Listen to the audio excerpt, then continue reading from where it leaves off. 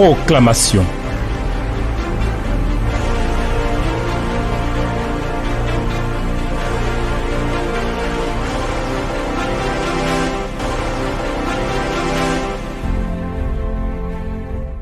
Seigneur, il n'y a personne qui soit bon comme toi et qui nous fasse tant de bien que tu nous fais. Tu réjouis nos cœurs, Seigneur. C'est incomparable, c'est inimaginable. La bonté que tu nous manifestes, la puissance que tu engages en notre faveur, la grâce que tu déploies et la paix que tu nous donnes. Ah, Seigneur, merci. Merci, Seigneur. Ta parole nous ramène des raisons de nous réjouir en toi. Et nous te bénissons. C'est pourquoi nous sommes encore là à ce rendez-vous de la proclamation. Avec toi. Pour nous conduire. Que ton nom soit béni. Que la gloire, la grandeur, la puissance et la force éternelle te soient rendues. Au nom de Jésus-Christ. Amen. Alors, chers amis, vous-même vous voyez, hein, il y a une décision à prendre. Et quand nous prenons cette décision-là, nous déclarons les paroles qui sont notre héritage. Il ne peut pas en être autrement. On ne peut pas rester là à se morfondre. On arrête de pleurer, on arrête de se plaindre, on arrête de murmurer. On travaille là, il faut travailler s'il vous plaît. Travaillons à notre salut. Travaillons à la manifestation de la grâce du Seigneur pour nous.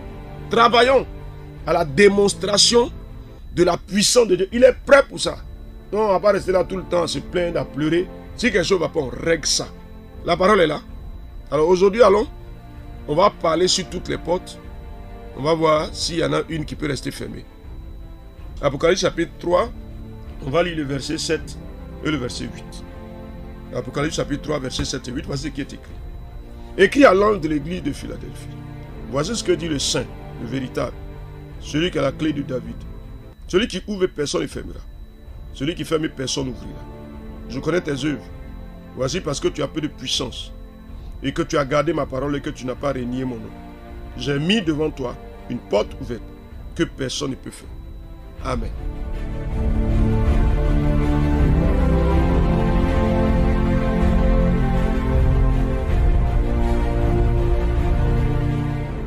Ah, cher ami. C'est vrai que l'Apocalypse nous présente la situation d'une église comme celle de Philadelphie.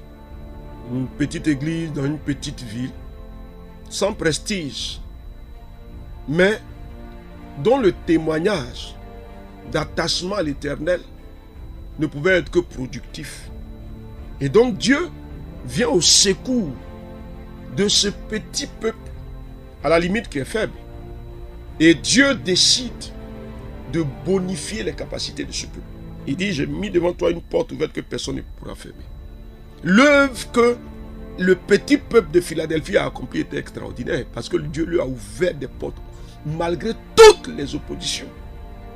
Mais le témoignage c'est lequel? Tu as gardé ma parole, tu n'as pas renié mon nom. Donc, j'ai mis devant toi une porte ouverte que personne ne peut fermer. Mes chers amis, au-delà de Philadelphie, c'est nous, notre histoire qui se retrace ici. Ah oui.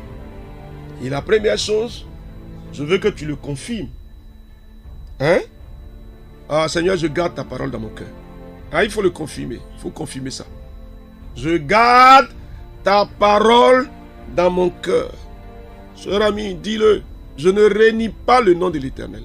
Il n'en est pas question. S'il te plaît, quel est le témoignage de ta communion avec Dieu? Tu gardes sa parole, oui ou non, ou bien tu fais rien avec ça. Cher ami, je garde ta parole dans mon cœur. Et je m'attache à toi. Je ne renie pas l'Éternel. Il n'y a rien qui me fera renier l'Éternel. Ah, cher ami, je veux que tu parles avec assurance. Mon cœur est attaché à l'Éternel et il n'y a rien qui m'en détourne. Non, Seigneur. Ah, je suis tout à toi. Je t'appartiens.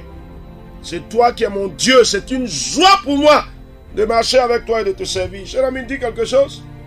S'il y a des gens qui peuvent régner l'Éternel au gré de leurs intérêts, ce n'est pas nous. Ah, dis-moi quelque chose, s'il te plaît. Tu es au nombre desquels? De ceux qui régnent l'Éternel pour un oui ou pour un non. Hey, c'est-à-dire, il y a des gens qui pensent que quand les difficultés arrivent dans la vie, là, il faut se chercher, comme on dit chez nous ici. Non, nous on demeure fidèlement attachés à l'Éternel. Nom de Jésus, on demeure fidèle à l'Éternel. Ah, Seigneur, je ne réunis pas ton nom. Ah, j'aime l'Éternel. C'est toi que j'aime, Seigneur. Béni sois-tu, Seigneur, parce que tu me fais demeurer dans cette communion intime avec toi. Ta parole est précieuse à mes yeux. Je la garde précieusement dans mon cœur. Au nom de Jésus-Christ. Alors donc, cher ami, ne nous fais pas mentir. Il ne faut pas nous faire mentir. Il faut t'en tenir à ce que la parole te dit. Donc quand il y a des instructions que la parole te donne, tu dois appliquer ces instructions, tu dois les mettre à exécution. Donc il y a des instructions, il faut obéir aux instructions. On a parlé de l'ouvrier qui mérite son salaire. On t'a parlé du serviteur de Dieu qui fait œuvre en ta faveur. On dit il y a quelque chose que tu as fait, il faut aller faire ça. Il faut faire ça, s'il te plaît. S'il te plaît. C'est ça. On écoute et on met en pratique. Les instructions, on y obéit. Alors, maintenant, regarde ici. Il dit, il tient entre ses mains les clés. Il dit, c'est lui qui ouvre et personne ne fermera. Mais ensuite, c'est lui qui ferme et personne n'ouvrira. Et puis, il dit à la fin du verset 8, j'ai mis devant toi une porte ouverte que personne ne pourra fermer. La première chose, on va fermer toutes les mauvaises portes. Les portes qui apportent la crise dans l'expérience du travail, je déclare aujourd'hui qu'elles sont fermées. Cher ami, il faut parler avec moi. Toutes les portes qui apportent la crise, les portes par lesquelles les problèmes arrivent, elles se ferment. Peut-être que toi-même tu avais fait l'erreur de laisser une porte ouverte, mais elles se ferment, les mauvaises portes, les portes de crise, les portes qui transportent les problèmes. Elles se ferment, Nom de Jésus-Christ, Seigneur, je le déclare. Je le déclare. Au nom de Jésus-Christ. Donc tes ennemis n'entreront pas par ces portes-là pour venir te cribler. Au nom de Jésus-Christ. Les portes se ferment, elles sont scellées. Au nom de Jésus-Christ. Cher ami, dans ton entreprise, là, les portes qui laissent venir le trouble dans ton entreprise, elles se ferment. Il faut les fermer. Il faut les fermer. C'est quelle porte? Les portes de la jalousie, les portes de la méchanceté. Hein? Quelle porte?